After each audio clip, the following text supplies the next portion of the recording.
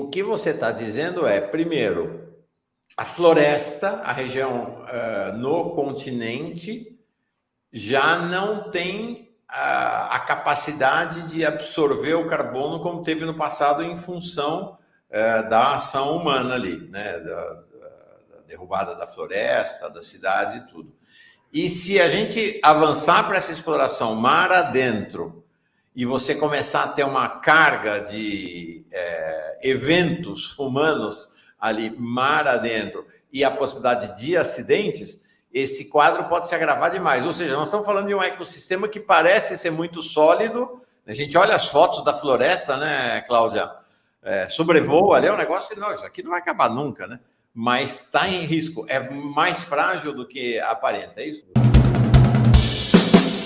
Vamos começar com a questão do petróleo. Né?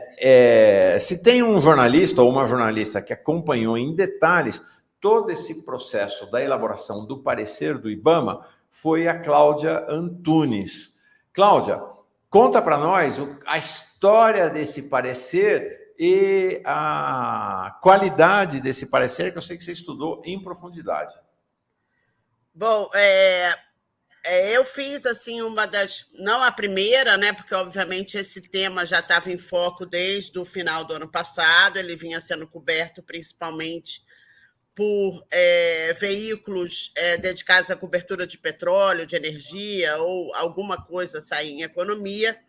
Mas o que eu fiz foi pedir acesso ao processo de licenciamento no IBAMA. Então, é muito fácil fazer isso, não precisa nem de lei de acesso à informação, qualquer pessoa pode escrever para o IBAMA e pedir acesso ao processo. Só na fase muito final que ele passa a ser um processo restrito ao público, porque aí, vamos dizer, 2 semanas antes da decisão, porque aí tem o parecer final dos técnicos da coordenação de exploração no mar, né, de petróleo no mar, que vai subsidiar, então, a decisão do presidente do IBAMA.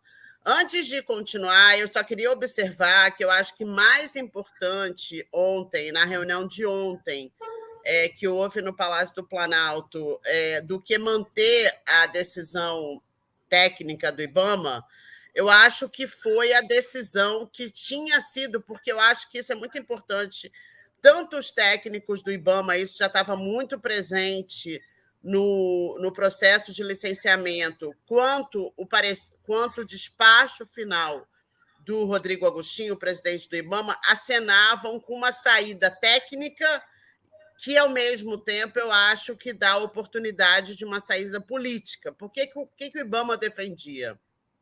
Que essa era uma nova fronteira, abrir um poço ali não era uma coisa trivial.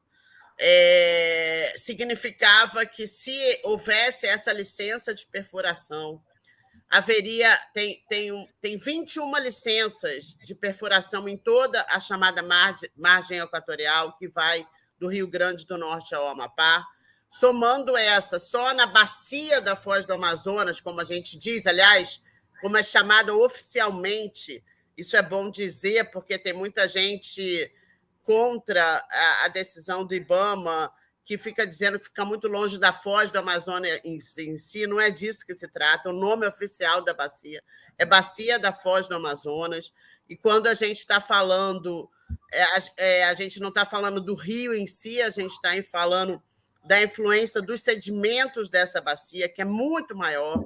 Ela cobre uma extensão de 300 milhões de quilômetros quadrados ali naquela região, e ela torna aquele meio ambiente ali, de fato, único, particular, muito diferente em tudo do litoral do Sudeste, onde se dá hoje a chamada exploração do pré-sal. Mas, voltando ao que eu tinha dito, o parecer do IBAMA, desde janeiro, os técnicos do IBAMA dizem assim: é muito difícil tomar uma decisão informada, uma decisão responsável sobre a licença operacional para se perfurar esse poço, sem a gente ter uma avaliação ambiental de área sedimentar.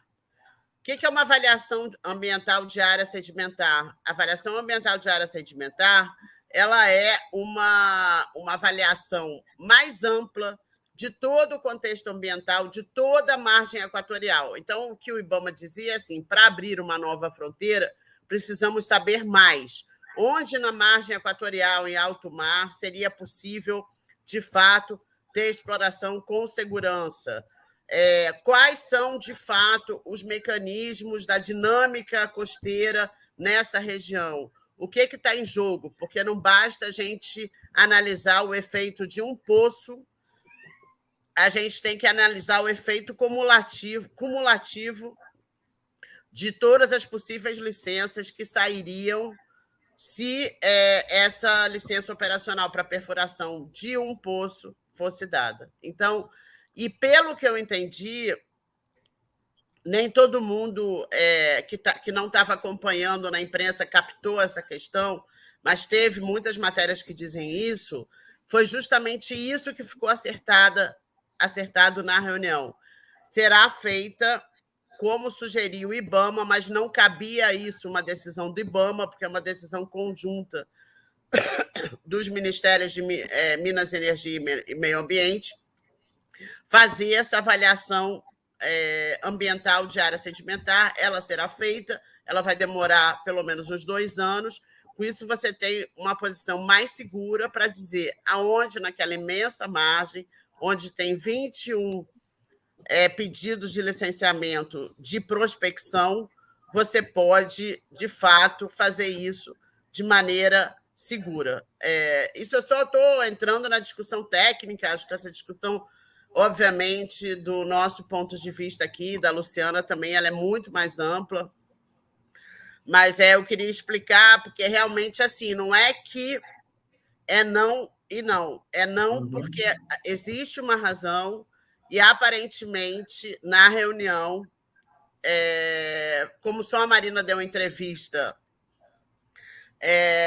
eu acho que precisa ainda uma confirmação de que isso aconteceu, mas, enfim, de que de fato vai se proceder assim, mas, pelo que eu entendi, não vai ser feita, além, obviamente, da Petrobras poder reapresentar o seu pedido, o que se determinou é que vai ser feita essa avaliação ambiental de área sedimentar por uma decisão antes de qualquer licenciamento, tanto desse quanto dos outros pedidos de licenciamento que estão lá na fila.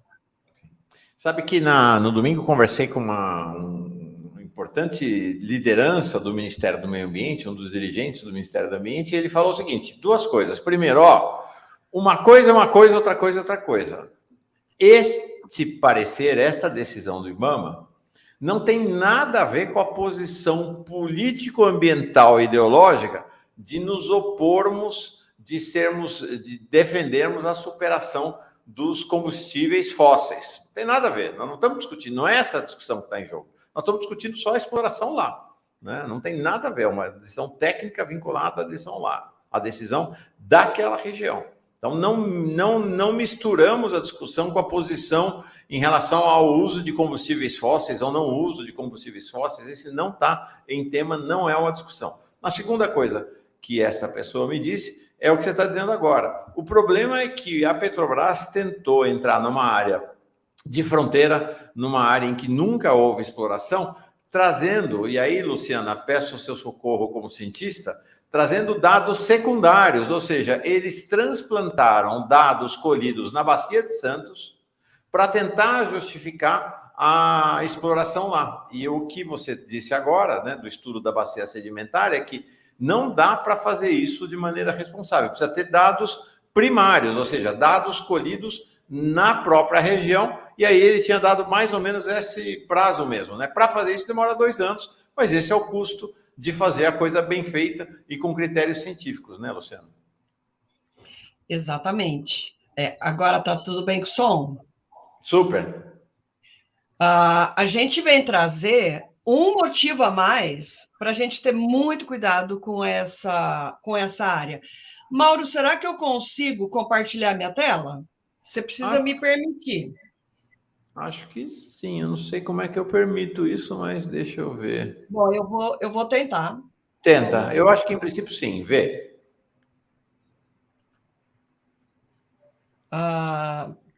Vamos lá, Windows. Ok, eu vou compartilhar minha tela inteira, que eu acho que é o jeito mais Tá fácil. aqui, já entrou. Pronto. Então, olha, isso daqui é resultado do doutorado de uma aluna minha, a Viviane Francisca Borges. A gente, com um projeto que era para Ainda não calibrar... está compartilhada, tá? Hã? Ainda não está aparecendo aqui, não.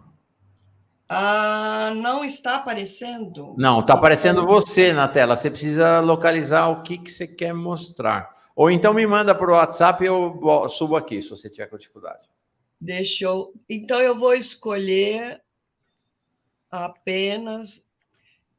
Agora tá? Agora clica para isso. Peraí. Pronto, sim. Está aqui. Bom, então, primeiro que isso aqui é o resultado do doutorado da minha aluna, infelizmente ainda não está publicado. Nós fizemos 8 anos de medida aqui nesse ponto. A gente tinha medido em todos esses pontos, era no solo, na praia. E a gente via que numa determinada fase do ano, a concentração de CO2 aqui ficava muito baixa, abaixo desse ponto aqui no meio do oceano entre o Brasil e a África, é a ilha de Ascension. E quando você vê essa imagem de satélite, você está vendo essa borda clarinha?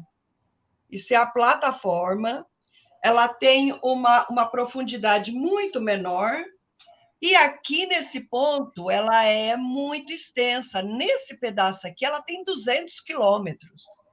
Aqui, se a gente for medir, ela vai dar muito mais. E o que acontece aqui? Isso daqui são imagens de satélite de clorofila A. Tá vendo os tons aqui, olha? A gente vê que nesses meses, olha, maio, junho, julho, agosto, setembro, a gente vê que, por causa da chuva, a água do rio Amazonas chega em maior volume no oceano, trazendo um monte de nutrientes. Sempre vem um monte de nutrientes com o rio. E esses nutrientes, eles alimentam a biota que vive lá, né? A gente chama são as algas, né? O fitoplâncton. Eles são muito abundantes porque tem muito nutriente. Então, eles fazem muita fotossíntese. A clorofila, ela é esse sinal da fotossíntese que está sendo feita. Então, veja como nos meses onde a vazão do rio é maior, sai muito mais nutriente e é feito muito mais clorofila. Tá vendo? Olha aqui, nesses meses, como toda essa região é extremamente rica. E aqui a gente tem medidas de CO2 com avião. Vai até quase 7 quilômetros de altura, e a gente vê que conforme vai descendo, conforme vai aproximando da superfície, a concentração de CO2 vai diminuindo. Vai diminuindo porque ela está sendo absorvida. Olha como ela vai aumentando ao longo do ano. Tá vendo? Olha, é só uptake, é só remoção de carbono, absorção de carbono. Isso daqui, do 0 para baixo, significa que está absorvendo. E aqui está a foz, né, o volume de carga de água que o rio Amazonas está jogando no oceano. Ele está aumentando para baixo. Então, a gente vê que conforme vai mais água com nutrientes para o oceano, a absorção de carbono fica cada vez maior. A gente mede essa absorção em gramas de carbono por cada metro quadrado por dia. Cara, isso é tremendamente maior da absorção que ocorre com a floresta amazônica. Isso é uma absorção imensa. Essa área, e a gente via isso, né, todo ano, nesse período, isso daqui é na praia. A gente não entendia por que esses dados, né, absorviam tanto. E aí a gente tem essa realidade aqui, isso é da onde vêm as massas de ar, dependendo de cada época do ano. Então, com isso, a gente está dizendo o seguinte: essa região é uma região extremamente estratégica. infelizmente, a gente só dá valor para o meio ambiente se ele nos serve um serviço, né? Que a gente diz que a Amazônia é um grande sumidouro de carbono, a floresta é, mas infelizmente a atividade humana já supera o tanto que a floresta remove da atmosfera, e aí nós estamos indo para uma área que faz uma absorção de carbono, né? Uma remoção extremamente importante. Como a gente vê lá nas imagens de clorofila, é uma área muito grande, é uma absorção muito grande que a gente vai colocar em risco. Eu queria lembrar a todos aqui, né, de que nós temos aquele petróleo cru chegando nas praias do Nordeste. De onde vem aquele petróleo? Não foi respondido até hoje. E eu tenho uma suspeita gigantesca que isso é estudo de perfuração que vaza. Porque óleo cru, gente, né? Petróleo cru.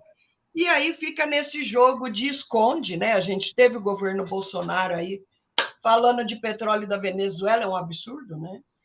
E, então, assim, é muito claro, isso está vazando, isso Deixa eu deve ver se eu ser... entendi. O que você está dizendo é, primeiro, a floresta, a região no continente, já não tem a capacidade de absorver o carbono como teve no passado em função da ação humana ali, né? Da derrubada da floresta, da cidade e tudo. E se a gente avançar para essa exploração mar adentro e você começar a ter uma carga de eventos humanos ali mar adentro e a possibilidade de acidentes, esse quadro pode se agravar demais. Ou seja, nós estamos falando de um ecossistema que parece ser muito sólido. A gente olha as fotos da floresta, né, Cláudia? Sobrevoa ali, é um negócio que não, isso aqui não vai acabar nunca, né? Mas está em risco. É mais frágil do que aparenta, é isso, Luciana? É isso. Olha, resumindo, né? A gente tem medidas com o avião fazendo esses perfis para calcular as emissões de carbono, emissões e absorções, né? E a gente faz isso na região do Nordeste, aí da Amazônia, Santarém, desde 2004, sobre a Floresta Nacional do Tapajós, mas em medidas, quanto mais alto você mede, maior é a representatividade. É por isso que a gente mede com avião, só que a gente não mede só lá em cima, a gente mede em várias alturas até pertinho das árvores, exatamente para a gente fazer, que nem aquela figurinha que eu mostrei para vocês, depois a gente integra tudo isso e calcula o fluxo de carbono, né? Quanto que emitiu ou absorveu. A gente sempre observou uma grande diferença dos vários locais da Amazônia, né? Pense em 4 quadrantes da Amazônia. A gente sempre observou uma diferença muito grande, tanto ano a ano, como região para região. E a grande pergunta era, por quê? O que domina o funcionamento da floresta? Então, a gente começou a estudar as condições climáticas de chuva e temperatura. E também calculamos quanto que cada área estava desmatada. Bom, aí a gente primeiro entendeu uma das razões de uma região emitir mais do que a outra. As regiões mais desmatadas emitem mais carbono do que as regiões menos desmatadas. Essa região nordeste da Amazônia, ela está 37% desmatada.